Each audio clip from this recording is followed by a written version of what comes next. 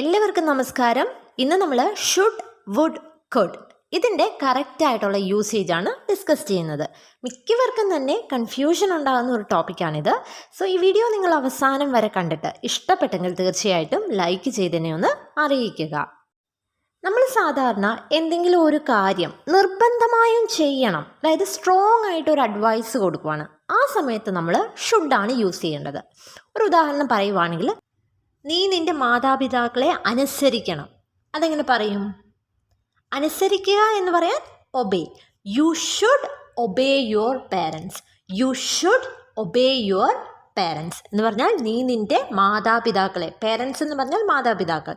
So നീ നിൻ്റെ മാതാപിതാക്കളെ അനുസരിക്കണം എന്ന് പറയാൻ you should obey your parents.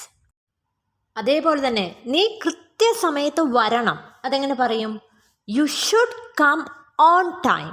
U should come on time. On time എന്ന് പറഞ്ഞാൽ കൃത്യസമയത്ത് എന്നാണ്. കം എന്ന് പറഞ്ഞാൽ വരിക. So you should come on time എന്ന് പറഞ്ഞാൽ നീ കൃത്യസമയത്ത് വരണം എന്നാണ് മീനിങ്. ഇനി നീ കഠിനാധ്വാനം ചെയ്യണം എന്ന് പറയണം. അതെങ്ങനെ പറയും? You should work hard. You should work hard. Work hard എന്ന് പറഞ്ഞാൽ കഠിനാധ്വാനം ചെയ്യുക എന്നാണ്. സോ നമ്മൾ എന്തെങ്കിലും ഒരു കാര്യം നിർബന്ധമായിട്ടും ചെയ്യണം, അതായത് സ്ട്രോങ് ആയിട്ട് നമ്മൾ പറയേണ്ടപ്പം നമ്മൾ ഷുഡാണ് യൂസ് ചെയ്യേണ്ടത്. സോ ഈ ഒരു യൂസേജ് ക്ലിയർ ആയെന്ന് കരുതുന്നു. ഇനി അടുത്തത് കുഡാണ്. നമുക്കൊരു കാര്യം ചെയ്യാൻ കഴിയും എന്ന് പറയണമെങ്കിൽ നമുക്കറിയാം അവിടെ ക്യാൻ യൂസ് ചെയ്യണം, അല്ലേ? എനിക്ക് മറ്റുള്ളവരെ സഹായിക്കാൻ കഴിയും. അതെങ്ങനെ പറയും? I can help others. അതായത് ഇപ്പോൾ എനിക്ക് ചെയ്യാൻ കഴിയുമെന്നാണ്. ഇനി നമുക്ക് പറയേണ്ടത് കഴിയുമായിരുന്നു, അതായത് പണ്ട് എനിക്ക് ചെയ്യാൻ കഴിയുമായിരുന്നു പക്ഷേ ഇപ്പം പറ്റില്ല. ആ ഒരു കേസിൽ നമ്മൾ യൂസ് ചെയ്യേണ്ടത് കുഡാണ്. അതായത് എനിക്കിങ്ങനെ പറയണം, കുട്ടിയായിരുന്നപ്പോൾ എനിക്ക് ദിവസം മുഴുവനും പുറത്ത് കളിക്കാൻ കഴിയുമായിരുന്നു. അതെങ്ങനെ പറയും? കുട്ടിയായിരുന്നപ്പോൾ എന്ന് പറയാൻ when I was a child. ഞാൻ കുട്ടിയായിരുന്നപ്പോൾ, when I was a child, I could play outside all day. I could play outside all day എന്ന് പറഞ്ഞാൽ, പ്ലേ ഔട്ട്സൈഡ് എന്ന് പറഞ്ഞാൽ പുറത്ത് കളിക്കാൻ എന്നാണ്. ഓൾ ഡേ എന്ന് പറഞ്ഞാൽ ദിവസം മുഴുവൻ. അപ്പം എനിക്ക് ദിവസം മുഴുവൻ പുറത്ത് കളിക്കാൻ കഴിയുമായിരുന്നു എന്ന് പറയാനാണ് I could play outside all day. When I was a child I could play outside all day. So ഇവിടുത്തെ മീനിങ് എന്ന് പറയുന്നത് പണ്ട് ചെയ്യാൻ കഴിയുമായിരുന്നു എന്നാൽ ഇപ്പം ചെയ്യാൻ കഴിയില്ല എന്നാണ്. ഇനി അവൾക്ക് 5 വർഷം മുമ്പ് ഹിന്ദി സംസാരിക്കാൻ കഴിയുമായിരുന്നു പക്ഷെ ഇപ്പം കഴിയില്ല എന്ന് പറയണം. അതെങ്ങനെ പറയും?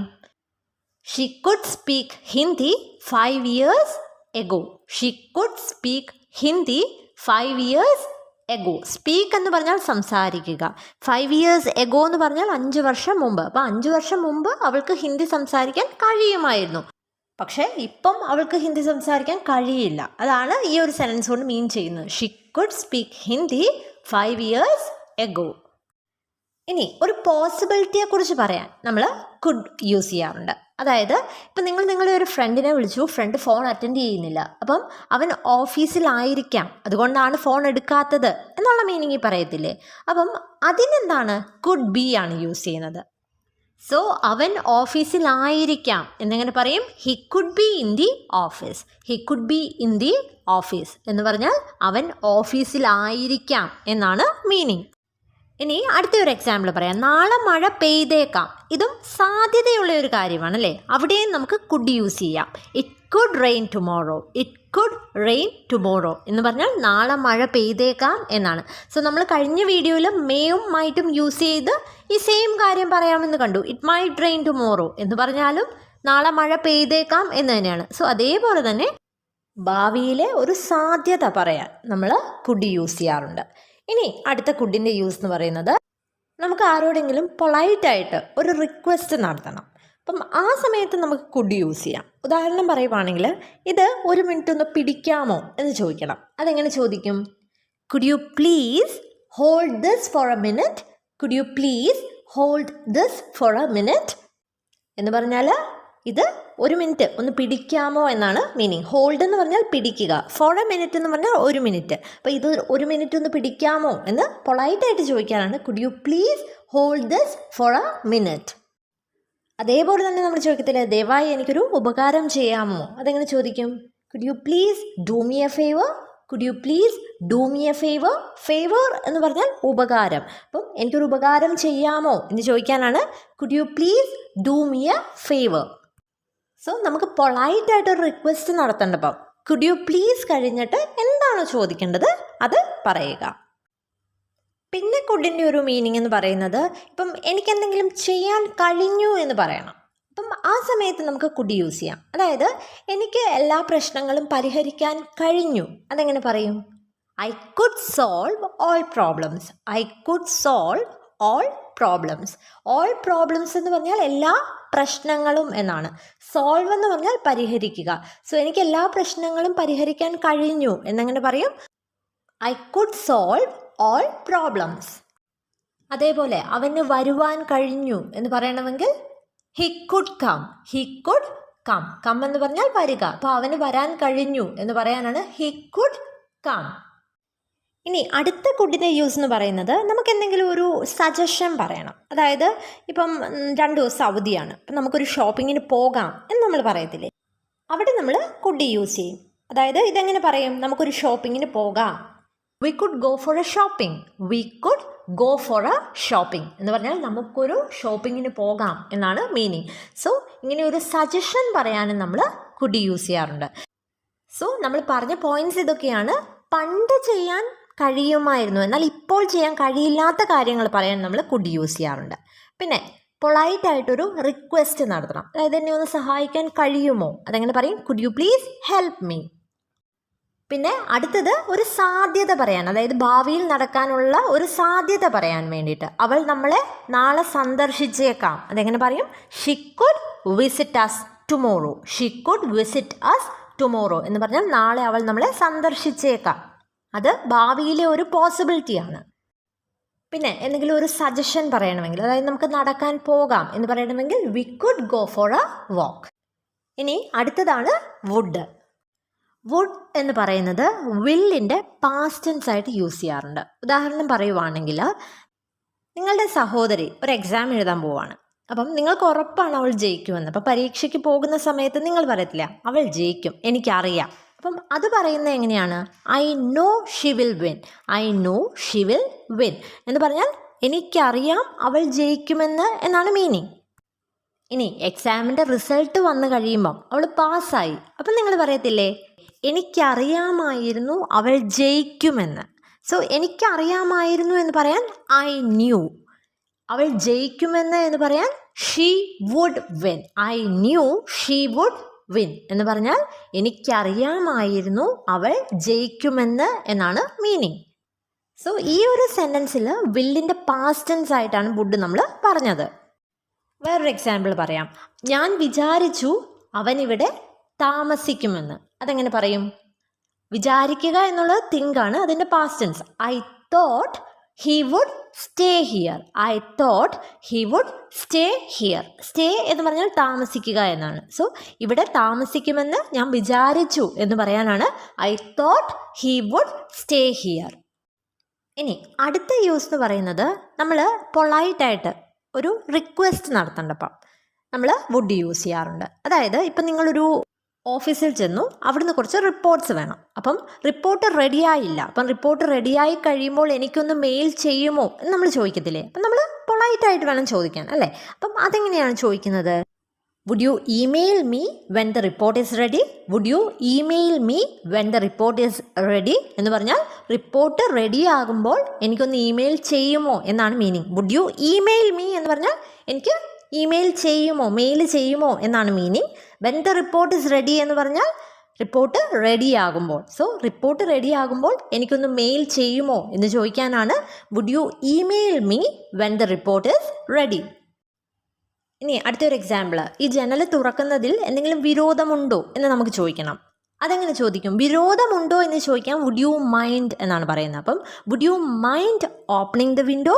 Would you mind opening the window എന്ന് പറഞ്ഞാൽ ജനൽ തുറക്കുന്നതിൽ എന്തെങ്കിലും വിരോധമുണ്ടോ എന്നാണ് meaning. Would you mind opening the window.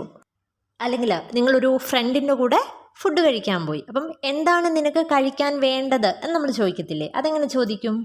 What would you like to have, what would you like to have എന്ന് പറഞ്ഞാൽ നിനക്ക് എന്താണ് കഴിക്കാൻ വേണ്ടത് എന്നാണ്. ലൈക്ക് ടു ഹാവ് എന്ന് പറഞ്ഞാൽ കഴിക്കാൻ ഇഷ്ടം, കഴിക്കാൻ വേണ്ടത് എന്നുള്ള മീനിങ് ആണ്. So what would you like to have എന്ന് പറഞ്ഞാൽ എന്താണ് നിനക്ക് കഴിക്കാൻ വേണ്ടത് എന്നാണ്.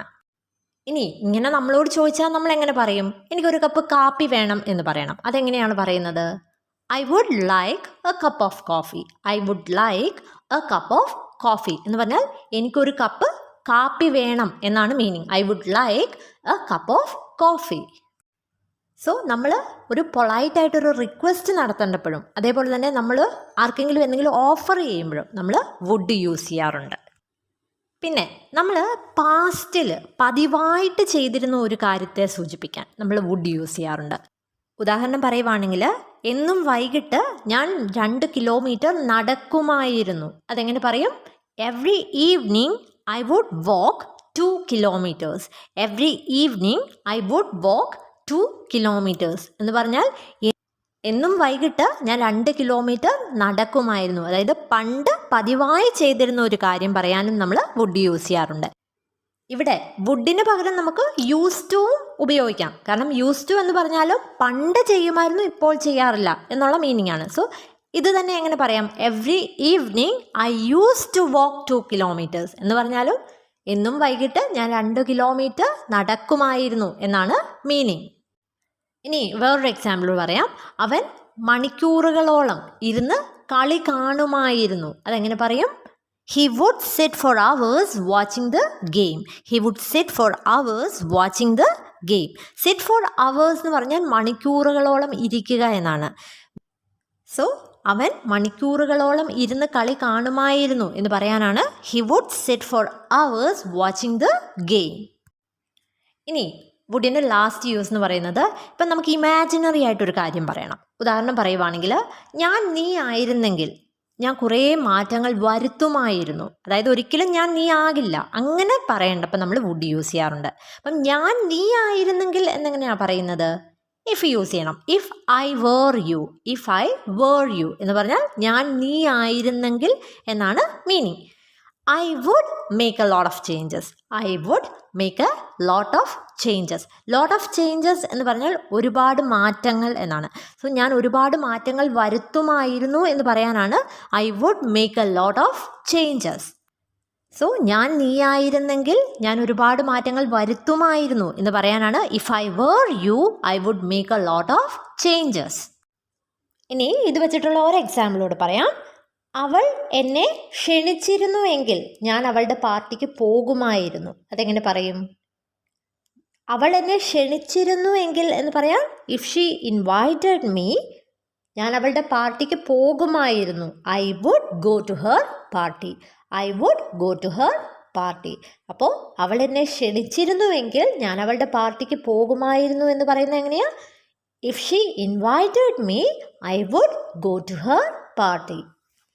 സോ ഈ പറഞ്ഞ പോയിന്റ്സ് ഒക്കെ നിങ്ങൾക്ക് ക്ലിയർ ആയെന്ന് കരുതുന്നു. വീഡിയോ ഇഷ്ടപ്പെട്ടെങ്കിൽ ഒന്ന് ലൈക്ക് ചെയ്യുക. ഇതുപോലുള്ള കൂടുതൽ വീഡിയോസ് ലഭിക്കുന്നതിനായിട്ട് ഈ ചാനൽ ഒന്ന് സബ്സ്ക്രൈബ് ചെയ്യുക. Thank you and stay safe.